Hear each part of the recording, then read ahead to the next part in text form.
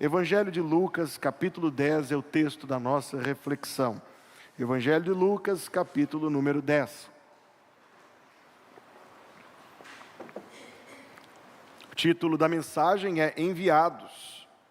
Nós temos vivido tanto sobre isso, quer aqui, quer no Rio Grande do Norte, quer na Itália, quer em tantas frentes de trabalho, enviados pelo Senhor. E nós queremos pensar nestas verdades de Deus. Hoje eu vou estar lendo na Almeida Revista Atualizada.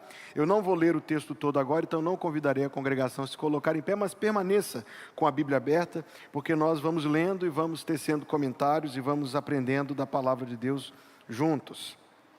111 anos atrás, saiu o seguinte anúncio no jornal. Eu até colei aqui na minha mensagem a imagem do recorte do jornal. Isso foi em 29 de dezembro de 1913. Procura-se homens para uma jornada perigosa, com baixo salário, frio intenso, meses de inteira escuridão, perigo constante, retorno seguro duvidoso, honra e proeminência em caso de sucesso. Interessados, procurem, o nome está assinado por Ernest Shackleton, com o seu endereço de contato. Ernest Shackleton foi o homem que viveu para tentar ser um dos primeiros a chegar ao Polo Sul. Por isso ele anunciou: procuram-se homens para uma jornada perigosa, ir de navio até o Polo Sul em 1913. Indo com bússola, viu? Não tinha mapa, não tinha GPS. Baixo salário, frio intenso, meses de completa escuridão, uma vez que eles viajariam durante o inverno, que era para aproveitar mesmo a experiência. Perigo constante, retorno seguro duvidoso. De fato, nessa viagem eles sofreram um naufrágio. E eu li recentemente que a embarcação foi trazida à tona novamente, o navio que tinha o nome sugestivo de Persistência. Pelo nome você já imagina, né? Porém, terminando dizendo: honra e proeminência em caso de sucesso. A expedição de Shackleton não foi exitosa. Segundo li na sua biografia, 3 vezes ele tentou chegar ao Polo Sul. Essa tentativa foi a que ele ficou mais perto. Ele desistiu ou perdeu-se ou não havia como prosseguir a 90 quilômetros do Polo Sul. Mas ao próprio Polo Sul ele não conseguiu chegar. Morreu em expedição, a terceira. Essa viagem que eu citei foi a segunda. Morreu durante a terceira expedição aos 42 anos de idade. Mas esse anúncio trata de uma missão perigosa. Esse anúncio trata, inclusive, uma vez que ele conseguiu montar uma equipe, do tanto que o ser humano pode estar disposto a assumir esse tipo de condições, contanto que, como ele termina dizendo, honra e proeminência em caso de sucesso. Ou seja, como o ser humano está disposto a atravessar distâncias, perigos, riscos são assumidos por objetivos, por objetivos que alguém propõe no seu coração. Isto vem se aplicar, irmãos, a esta passagem, porque nós estamos diante de palavras do Senhor Jesus, que agora leremos. Palavras nas quais Ele dá orientações, instruções, uma ordem a 70 dos seus discípulos. Mas você verá que Ele os proveu também de precauções, de garantias, de orientações e ao final de uma perspectiva muito maior sobre a obra de Deus. E tudo isso tem a ver com a vida da nossa igreja, ou na verdade com esse momento que nossa igreja está vivendo. Capítulo 10, versículo 1. Depois disto, o Senhor designou outros 70 e os enviou de 2 em 2, para que o precedessem em cada cidade e lugar aonde ele estava para ir. A iniciativa é de Deus, foi o Senhor que os enviou. A iniciativa está na compaixão que Deus tem das ovelhas perdidas. Esse texto, irmãos, ele se refere a um estágio intermediário no ministério do Senhor Jesus. É um equívoco a gente pegar tudo que vamos ler agora e aplicar a obra missionária da igreja diretamente.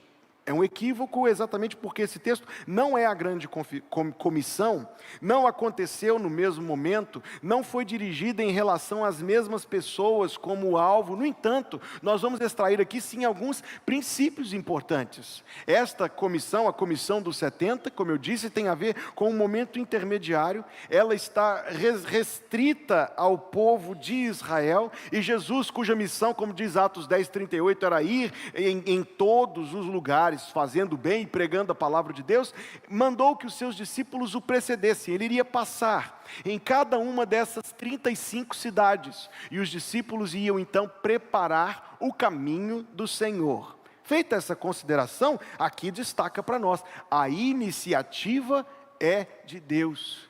É Deus quem tinha compaixão. O Senhor Jesus era quem tinha compaixão das ovelhas perdidas, que via o povo como ovelhas desgarradas que não têm pastor. A iniciativa é de Deus. A iniciativa é da grande compaixão de Deus. Esta foi a 9ª escola bíblica de férias que nossa igreja fez. Ano que vem será a 10ª. Temos que fazer algo muito marcante para fazer a 10ª escola bíblica de férias. Eu disse que vai ser uma de manhã e outra de tarde, para a gente poder dobrar a meta. Medite nisso, viu? Tremei. Deixa de lado. A iniciativa é de Deus. A iniciativa de levar a palavra de Deus às pessoas parte do próprio Deus, do coração do próprio Deus, da compaixão do próprio Deus, do amor do próprio Deus. Em que Deus mande a gente ir, Deus está nos movendo e impelindo pelo seu amor. O texto diz: para que o precedessem. Outra tradução diz: adiante da sua face. Mas a ideia de preceder, que eu achei muito interessante, como essa tradução aqui coloca, mostra para nós qual é o nosso trabalho. A igreja não salva pessoas. A igreja não é capaz de salvar pessoas. A igreja está dada a missão de fazer o possível, apresentar a mensagem às pessoas pela sua salvação, na expectativa e na intercessão de que Deus faça a obra completa. É por isso que nós oramos aqui agora, antes da mensagem. Quando foi apresentado o plano de salvação, cada classe, cada irmão, cada irmã ministrando, apresentando o plano de salvação às crianças, nós falamos isto, o plano de salvação, acredito que boa parte de nós sabemos de cabeça. Sim, mas nós acreditamos que quando apresentamos este plano aos ouvidos, o Espírito de Deus trabalha no coração. Quando eu estava aqui pregando hoje de manhã, falando sobre os pais de Daniel, eu queria falar sobre os pais de Daniel, mas o que eu mais queria era falar de Jesus Cristo, chegar ao plano de salvação, como o declarei, da mesma maneira que foi declarado nas salas, foi declarado no púlpito, aqui ao final da mensagem, na expectativa de que o Espírito de Deus complete a obra no coração. E vocês viram quantas pessoas responderam a mensagem. A gente ora que o Espírito de Deus continue a sua obra em cada coração. Irmãos, o nosso trabalho é preceder o Senhor. A Igreja Batista Plenitude não existe para que a Igreja Batista Plenitude cresça. Amém? A Igreja Batista Plenitude existe para que o reino de Jesus Cristo cresça. A Igreja Batista Plenitude não existe para a exaltação do nome da Igreja Batista Plenitude. A Igreja Batista Plenitude existe para a exaltação do nome do Senhor Jesus. Ele enviou, a iniciativa é dele, quem dá a ordem é ele, para que o precedessem. Então, quando cada pessoa nos cumprimentava hoje, parabenizando pela EBF, a resposta só pode ser uma: toda honra ao Senhor, toda honra ao Senhor, toda honra ao Senhor, toda honra ao Senhor. E nós reservamos a honra ao Senhor, porque a honra é dele, irmãos, e nós não podemos dessa honra nos apropriar. A iniciativa é dele, e a missão é dada em termos muito claros: precedê-lo, fazer o anúncio da sua grande obra de salvação. E quando nós temos, irmãos, como nós temos visto, quantas e quantas vezes nós temos visto o Senhor, pelo seu poder, salvar vidas, transformar pessoas já adultas, pessoas oriundas de seitas, de heresias, pessoas que acreditavam nos espíritos enganosos, e agora deram ouvidos ao Espírito da verdade, e creem na palavra de Deus, e creem em Jesus Cristo como seu Salvador e como Senhor das suas vidas, esta obra, irmãos, é a obra do Senhor.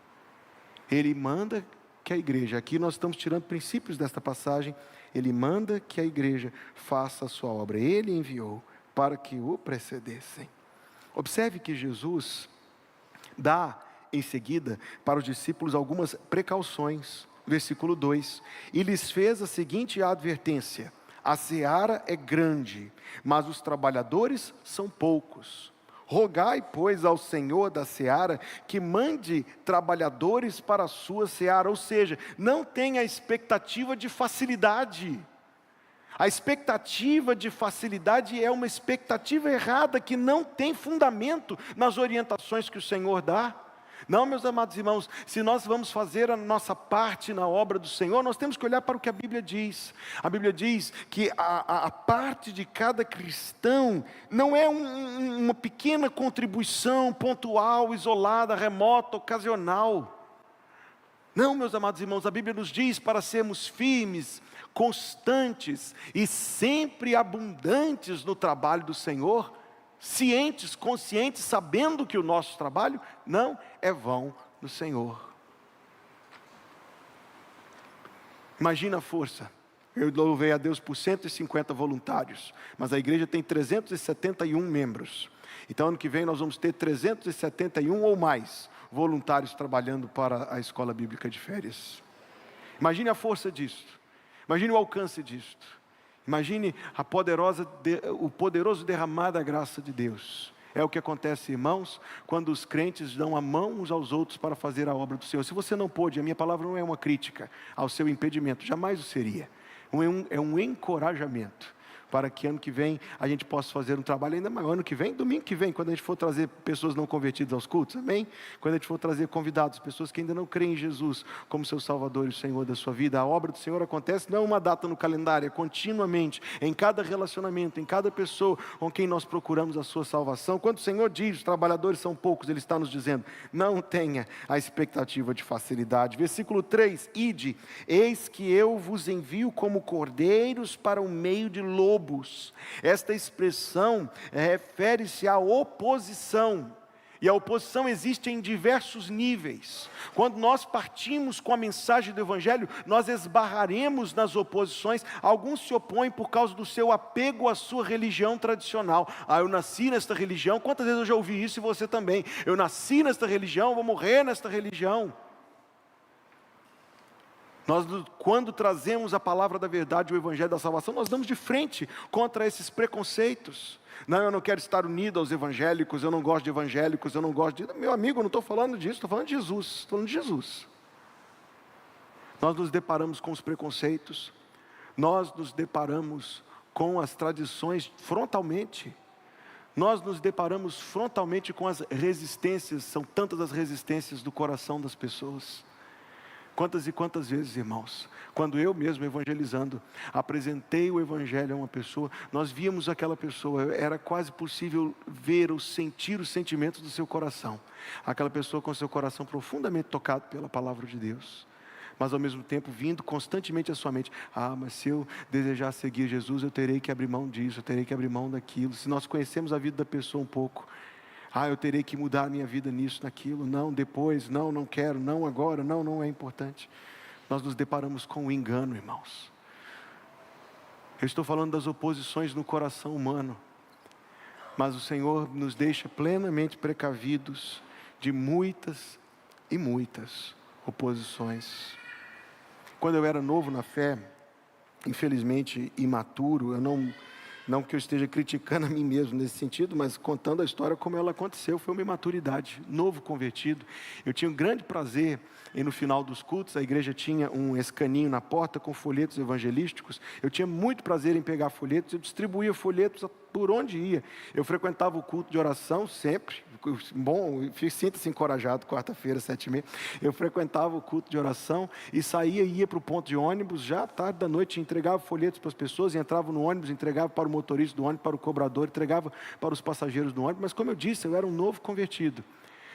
Tão imaturo eu era na fé, que bastou uma vez que uma pessoa riu de mim para que eu ficasse muito retraído mesmo naquilo. Fiquei um bom tempo sem fazer, uma pena, uma perda para mim, um prejuízo grande. Eu não estava consciente das oposições. Existem oposições.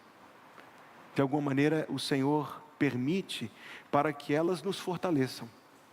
De alguma maneira o Senhor permite para que as nossas raízes sejam mais aprofundadas em Cristo Jesus e para que não seja qualquer vento que nos balance.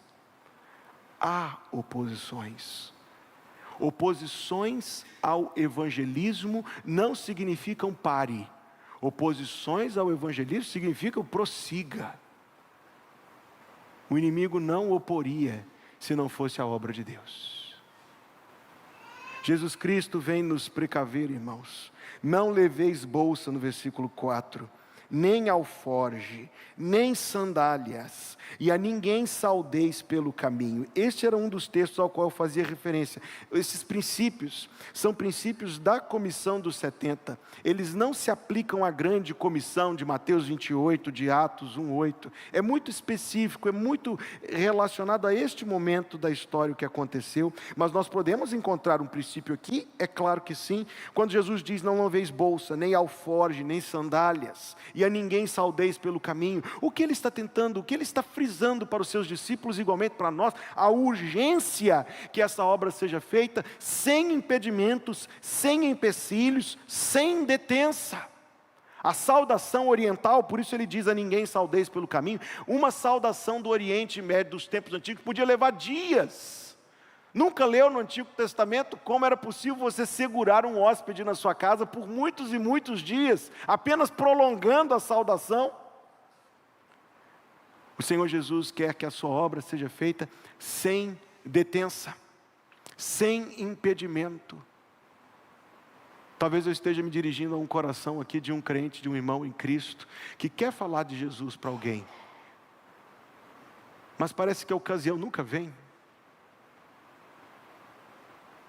Não virá, talvez não. Talvez o melhor seja deixar a detença e declarar a salvação pela graça mediante a fé.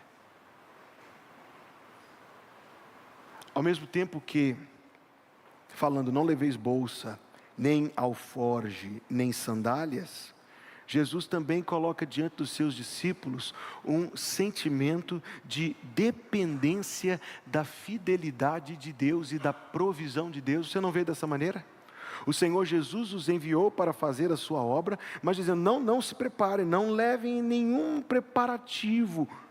É engraçado porque no mesmo Evangelho de Lucas, lá no capítulo 22, versículo 35, ele pergunta: quando vos mandei sem bolsa, sem alforjes e sem sandálias? Ele pergunta: faltou-vos porventura alguma coisa? Nada, disseram eles. Como eu gosto deste versículo. Jesus puxou da memória deles coisas de 2 anos antes. Ele disse: quando eu vos mandei, faltou? Não, Senhor, não faltou. Queridos irmãos, creio nisso firmemente. Creio nisso para a minha vida como crente e como obreiro do Senhor. Creio nisso para a nossa igreja. Deus é perfeitamente capaz de suprir todas as nossas necessidades para fazer a sua obra. Se você crê, diga amém. Um dia Jesus perguntará para mim, falou assim: Hugo, quando eu te mandei, faltou alguma coisa? Eu vou ter que dizer: Senhor, até hoje, certamente eu direi ao final: não faltou nunca nada. A mesma coisa acontece na realidade do ministério da igreja. O Senhor não permite. Quando o Senhor enviou sem bolsa e sem alforge, onisciente, Ele já sabia que anos depois Ele faria essa pergunta. Faltou? Não, não faltou. Deus não desonra a dependência bíblica. Quero dizer isto com ênfase: Deus não desonra a dependência bíblica. O Senhor Jesus, irmãos, os deixou precavidos. Permita-me saltar o versículo 10. Quando, porém, entrardes numa cidade e não vos receberem. O Senhor os deixou precavidos das rejeições. O Senhor os deixou precavidos, no versículo 19, das serpentes e dos escorpiões. Então não havia motivo pelo qual os discípulos deveriam imaginar que, por estarem empreendendo uma obra em nome de Deus e segundo a vontade de Deus, que eles não encontrariam dificuldades. Ao enviá-los, a iniciativa é dele, oriunda da compaixão do seu coração pelos perdidos. Irmãos, Deus tem grande compaixão pelos perdidos, e Deus deseja infundir essa compaixão do seu coração para o nosso coração. Ao enviá-los para que o precedessem, ele os deixou bem avisados das oposições, do trabalho grande e poucos obreiros, da urgência, das rejeições, das serpentes e dos escorpiões. Mas Jesus lhes deu também preciosas garantias, a garantia da provisão divina. Ao entrardes numa casa, versículo 5, dizei antes de tudo, paz seja nesta casa. Se houver ali um filho da paz, repousará sobre ele a vossa paz, e se não houver, ela voltará sobre vós.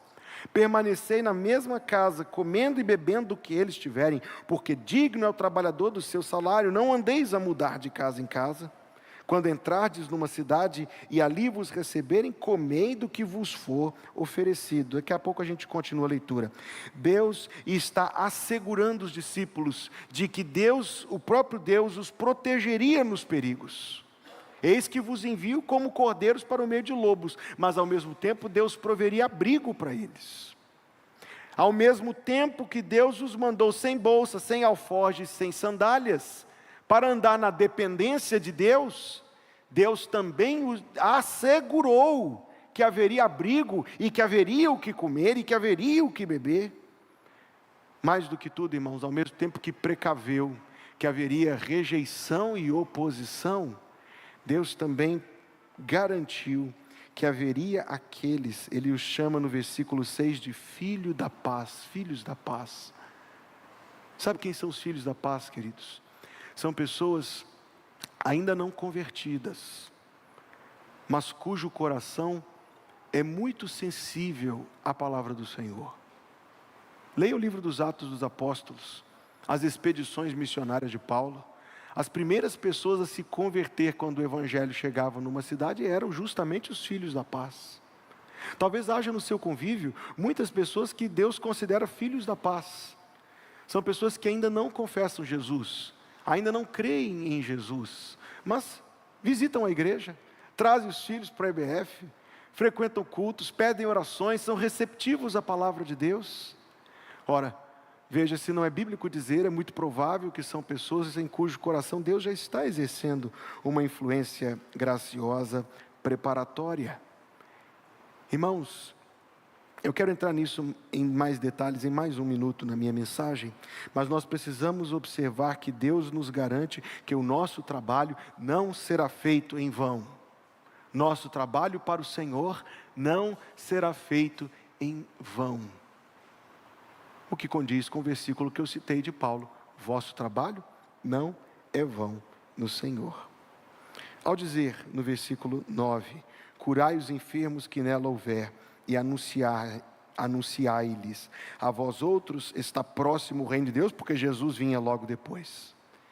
Quando, porém, preste atenção na gravidade destas palavras, entrardes numa cidade e não vos receberem, saí pelas ruas e clamai, até o pó da vossa cidade, que se nos pegou aos pés, sacudimos contra vós outros. Não obstante, sabei que está próximo o reino de Deus.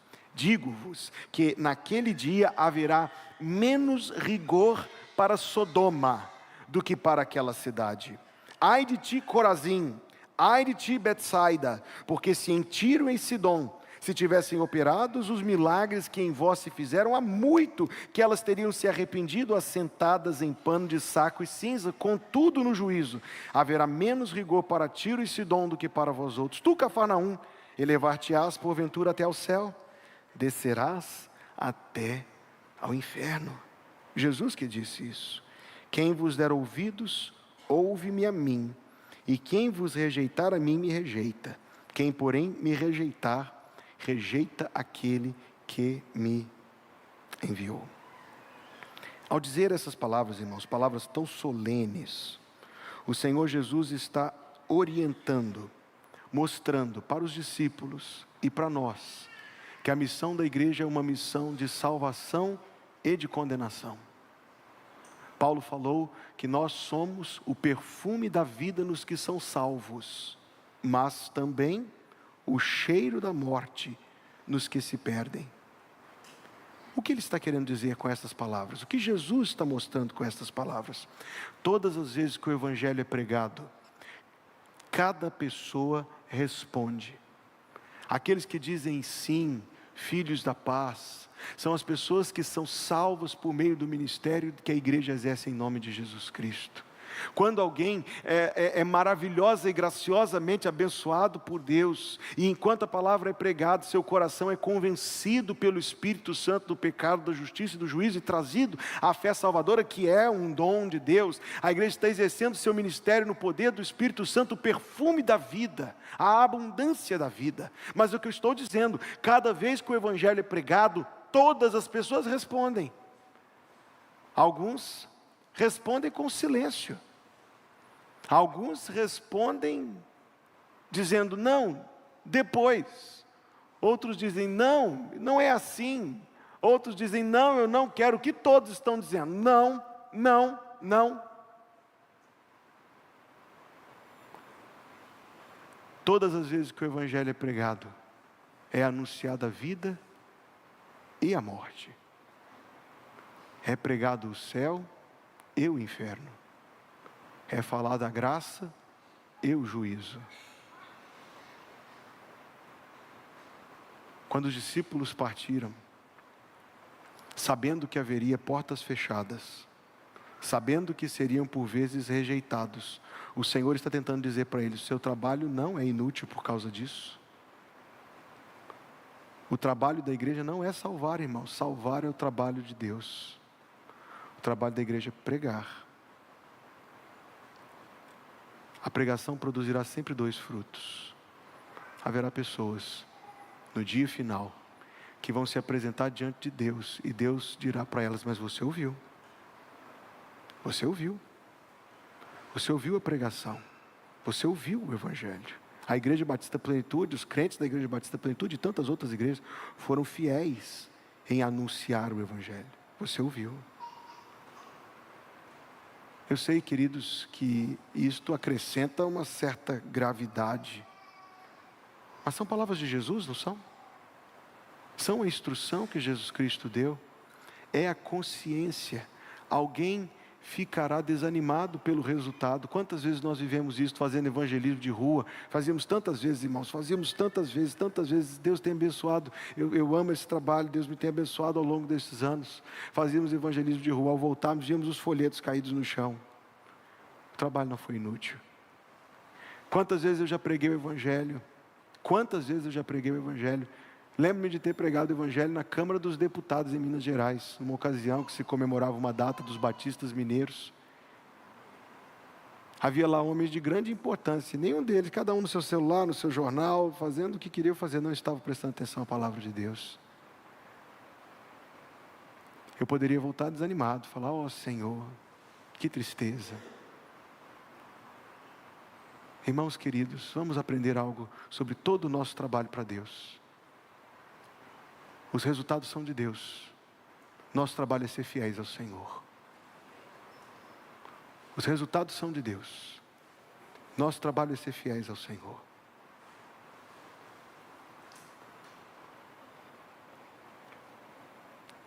Versículo 17. Então regressaram os 70, possuídos de alegria, dizendo: Senhor, os próprios demônios se nos submetem pelo teu nome. Tinha havido momento em que eles tentaram fazer isso inicialmente e não conseguiram enfrentar o domínio do mal, mas dessa vez enfrentaram. Agora observe a resposta de Jesus. Ele lhes disse: eu vi a Satanás caindo do céu como um relâmpago. Eis aí vos dei autoridade para pisar de serpentes e escorpiões e sobre todo o poder do inimigo, e nada absolutamente vos causará dano, a igreja vive, queridos, numa tensão constante. As fronteiras do reino de Deus, às quais eu fiz referência na minha mensagem hoje de manhã, as fronteiras entre o reino de Deus e o reino do mundo estão em constante tensão. Você não vê isso, você não sente isso? No mundo no qual nós estamos vivendo hoje, nas loucuras que estão acontecendo no mundo no qual nós estamos vivendo hoje, é certo que nós estamos vivendo os últimos dos últimos dias. Quando nós vemos, eu tenho visto tantas notícias sobre isso, alguém viaja para outro lugar, como a Alice está lá nos falando, um culto cheio com 14 pessoas. Ou nós ouvimos falar de igrejas e mais igrejas em outras partes do mundo sendo fechadas, os prédios sendo transformados em outras coisas, transformados inclusive em lugar de escárnio, de zombaria, de abandono. Mas o Senhor tem garantido que as portas do inferno não prevalecerão contra a sua igreja. O Senhor tem garantido, a sua obra tem se movido ao redor do mundo, está se cumprindo, irmãos, estamos vivendo os últimos dos últimos dias, mas o Senhor tem garantido em Romanos 16, 20, que em breve pisaremos Satanás debaixo dos nossos pés. Mas agora Jesus vai nos trazer, como trouxe para eles, também para nós, um grande foco. Alegrai-vos, versículo 20, não porque os espíritos se vos submetem. O Senhor quer constantemente que aquilo que causa a nossa lealdade, o motivador da nossa dedicação, não seja o resultado. O resultado varia conforme os propósitos sábios de Deus em determinadas situações. O Senhor não quer que a sua igreja seja movida por aquilo que nós conseguimos ver e medir e mensurar e quantificar. Alegrai-vos não porque os espíritos se vos submetem, e sim porque os vossos nomes estão arrolados no céu. Eis mais uma oportunidade para você dar graças a Deus, que um dia, Apocalipse 13, 8, 17, 8, escreveu o seu nome no livro da vida do Cordeiro antes da fundação do mundo, e fazer da sua gratidão pela sua salvação que Jesus Cristo já lhe deu, o motivo pelo qual você vive e trabalha e se dedica ao Senhor. Naquela hora, versículo 21, exultou Jesus. Você não sente o amor de Jesus pelos seus discípulos na sua alegria? Você não vê, parece-nos ao ler os evangelhos que o Senhor Jesus era um homem grave, sério. Faz sentido imaginar isto. O que Cristo deveria sentir sobre seu coração de peso pelas pessoas. O que Cristo devia ver que ninguém mais via. O que Cristo entendia que muitos não entendiam. Faz-nos muito claro nos evangelhos que o Senhor Jesus era um homem grave. Mas neste momento nós vemos o Senhor Jesus alegre. Mas uma alegria muito específica, uma alegria muito espiritual. Não é uma coisa hilária, histriônica, não. Uma alegria santa. Exultou Jesus no Espírito Santo e exclamou. Posso supor que seja uma alegria semelhante à alegria que invade a nossa congregação quando ouvimos os testemunhos dos que querem ser batizados, e quando ouvimos a história sobre como aquele irmão, aquela irmã veio a Cristo como seu Salvador. Graças te dou, Pai, Senhor do céu e da terra, porque ocultaste essas coisas, veja o duplo ministério, aos sábios e entendidos, e as revelaste aos pequeninos, vida e morte, céu e inferno. Sim, ó Pai, porque assim foi do teu agrado, tudo me foi entregue por meu Pai. Ninguém sabe quem é o Filho, senão o Pai, e também ninguém sabe quem é o Pai, senão o Filho, e aquele a quem o Filho quiser revelar. Concluiremos nesses dois próximos versículos. E voltando-se para os seus discípulos, disse-lhes particularmente: bem-aventurados os olhos que veem as coisas que vós vedes. Considere, meu irmão em Cristo, do Novo Testamento, da Nova Aliança, considere os seus olhos, olhos abençoados, porque eu vos afirmo que muitos profetas e reis, Davi, Isaías, Daniel, o próprio Daniel que viu tantas coisas, quiseram ver o que vedes e não viram, e ouvir o que ouvis e não ouviram. A plenitude dos propósitos de Deus, irmão, que é revelada na salvação. O chamado do Senhor, irmãos, que nos envia para cumprirmos a sua missão. Ele nos precavê de que haverá oposições e dificuldades, mas Ele também nos garante que haverá provisões e amparos da parte de Deus. Ele nos deixa conscientes do nosso papel e nos reveste do poder do Evangelho. Ele nos impulsiona pela sua compaixão e pelo seu amor salvador, para que, enviados por Ele, o precedamos. É Ele quem envia o Espírito de Deus que nos acompanha. Eu desejava que esta mensagem fosse útil para a edificação da igreja, porque nós temos visto, até o menos perceptivo já percebeu, todas as coisas que Deus tem feito entre nós, todas as vidas que Deus tem salvo. Nós devemos estar precavidos, biblicamente precavidos, mas nós devemos nos apegar às garantias que Deus igualmente nos dá. Nós devemos, como igreja, estar conscientes de qual é o nosso papel no reino de Deus. Nós devemos, irmãos, acima de tudo, permitir que aquela compaixão e aquele amor do coração de Deus pelo Espírito sejam transmitidos ao nosso próprio coração.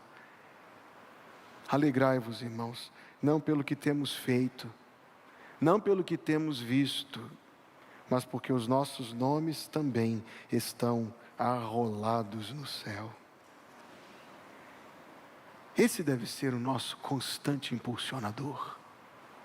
O poder do Evangelho de Jesus Cristo e o próprio Senhor que nos envia para que o precedamos adiante da sua face, naquele momento em cada cidade e lugar, hoje de pessoa em pessoa, de coração em coração.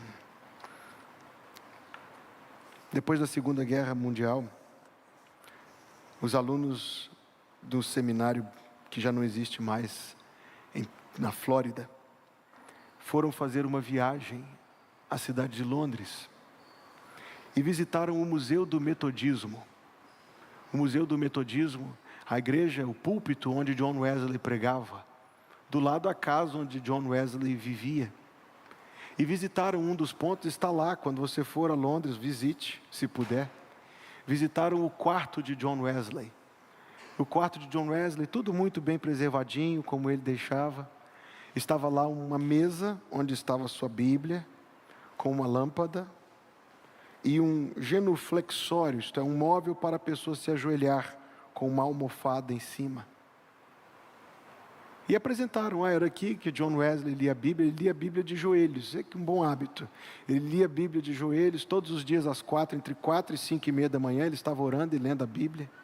E depois ele se levantava para fazer as coisas. Uma curiosidade sobre John Wesley: aos 83 anos de idade, ele escreveu uma carta para um amigo, dizendo que estava muito insatisfeito com a idade avançada, porque ele não conseguia mais acordar antes das 5 da manhã, ele estava se sentindo um preguiçoso, ele disse. Por aí você imagina que tipo de homem ele era. Ele já não conseguia mais cavalgar 40 léguas por dia, porque cansava muito, aos 83 anos de idade. Quando a equipe saiu, o tour de alunos saiu, essa história é muito conhecida, talvez você já saiba onde eu estou querendo contar. Mas deram depois falta de um aluno. E quando voltaram àquela sala, encontraram esse aluno ajoelhado sobre aquele lugar onde John Wesley se ajoelhava, orando onde John Wesley orava, e a oração que ele fazia era: faze novamente, Senhor. Faze novamente. Esse, à época, desconhecido estudante de teologia, veio depois a ser conhecido como Billy Graham, o grande evangelista. Ele se ajoelhou, talvez isso tenha sido simbólico ou emocional. Importa-nos as orações que ele fez. Faze novamente, Senhor. Pedindo que Deus fizesse naquele tempo a mesma coisa que fez outrora. Nós, irmãos, ouvimos falar da poderosa bênção de Deus em tantos lugares e em tempos passados. Nós podemos fazer a mesma oração. Faze novamente, Senhor. Faze, Senhor, a tua obra por meio da tua igreja. A IBF passou, irmãos, sim, mas o ministério da igreja para o Senhor continua. É por isso que teve culto hoje à noite, a gente não cancelou, e veja que congregação Deus reuniu. É por isso que teve culto hoje, porque o ministério, a obra do Senhor continua. Deus continua fazendo a sua obra por meio dos seus servos. Deus continua fazendo a sua obra por meio dos crentes. Deus continua fazendo, e assim será até o dia do arrebatamento, fazendo a sua obra por meio da igreja. Igreja, por que você não se apresenta mais uma vez ao Senhor? E dizendo: Senhor, continua a tua obra por meio de nós. Faze novamente, Senhor. Vamos orar.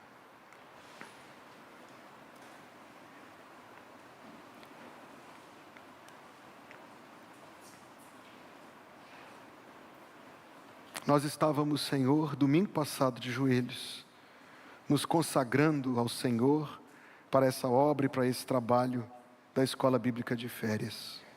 Mas nós, Senhor, estamos novamente nos consagrando ao Senhor. E cada dia o faremos, Deus, porque o Senhor merece isso de nós. Nós nos consagramos à Tua obra, a Tua igreja, Senhor, se consagra para Te servir. A Tua igreja, Senhor, se coloca diante do Senhor para ser o Teu instrumento de salvação de vidas, de resgatar as ovelhas perdidas, de ser fiel ao Senhor, de ser uma testemunha do Evangelho. A Tua igreja, Senhor, se coloca diante do Senhor, a Tua serva, para que o Senhor faça a Tua obra por meio da Tua igreja. Não permita, Senhor, que o opositor da igreja tenha qualquer vitória contra ela por nenhum dos seus terríveis recursos, mas que o Senhor nos dê, Deus, um coração tal, em paz entre nós, buscando em primeiro lugar o Teu reino, Deus, e a Tua justiça. Que o Senhor nos dê um tal coração, Deus, pelo agir do Teu Espírito e pela Tua palavra, que a Tua igreja seja vitoriosa contra toda a oposição do inimigo, Senhor, para fazer a Tua obra, Deus, para ser fiel ao Senhor, para proclamar o Evangelho de Jesus Cristo. Pai, dentre todas as coisas pedimos, conserva a Tua igreja fiel ao Senhor. São tempos difíceis, Deus, que o Senhor nos unja no Espírito Santo, para sermos fiéis ao Senhor e fiéis à Tua palavra e ao Teu Evangelho. Deus de amor, obrigado. Obrigado, Senhor, pela Tua presença conosco esta noite. Obrigado, Senhor, por esse culto que está chegando ao seu término. Obrigado pelas bênçãos que o Senhor nos tem concedido graciosamente a cada dia. Guarda-nos, Deus, ao longo dos próximos dias. Não sabemos o que os próximos dias trarão, mas pedimos que o Senhor esteja com cada um de nós em Cristo Jesus. Nos guarda do mal, Senhor. Provê para as nossas necessidades. Orienta os nossos passos e nos guarda, querido e amado Deus, nos guarda no Teu amor. Obrigado, Senhor. Obrigado. Que o Senhor te abençoe e te guarde. Que o Senhor faça resplandecer o seu rosto sobre ti e tenha misericórdia de ti. Que o Senhor sobre ti levante o seu rosto e te dê a paz. E que assim seja, em nome de Jesus. A igreja diz: amém.